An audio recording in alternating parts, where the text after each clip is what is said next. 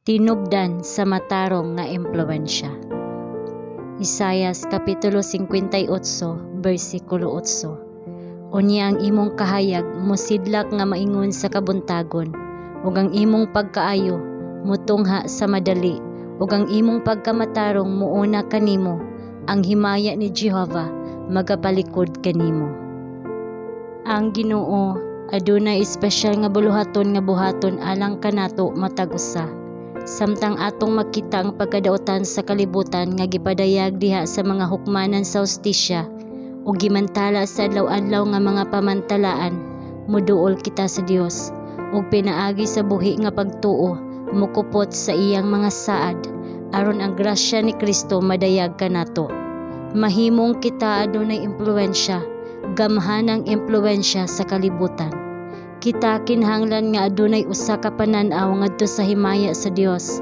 Kita kinahanglan nga mubuhat uban sa tanang salabutan nga gihatag sa Dios kanato, nga nagbutang sa atong mga kaugalingon diha sa agianan sa kahayag, nga ang grasya sa Dios moabot kanato sa pagporma ug pag-umol kanato ngadto sa Dios nun nga pagkasama.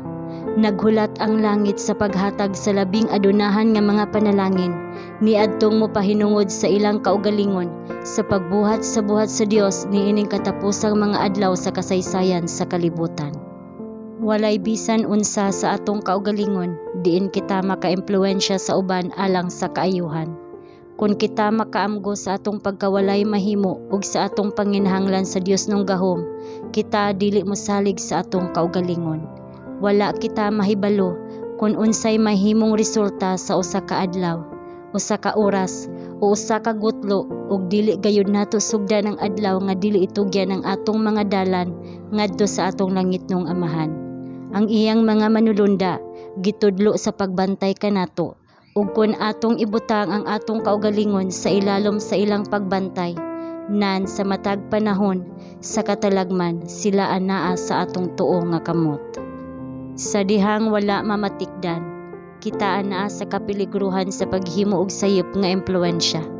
Ang mga manulunda anaa sa atong kiliran nga mag-aghat kanato ngadto sa mas maayong dalan, mupili sa atong mga pulong alang kanato ug mag-impluwensya sa atong mga lihok. Busa ang atong impluwensya mahimong usa ka hilom, wala mamatikdi apan gamhanang gahom sa pagdani sa uban ngadto kang Kristo ug sa langitnong kalibutan.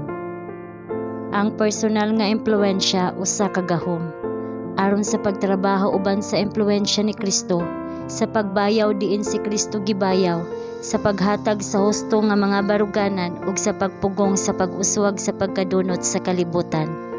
Aron sa pagsabwag niya ng grasya nga si Kristo lamang ang makahatag.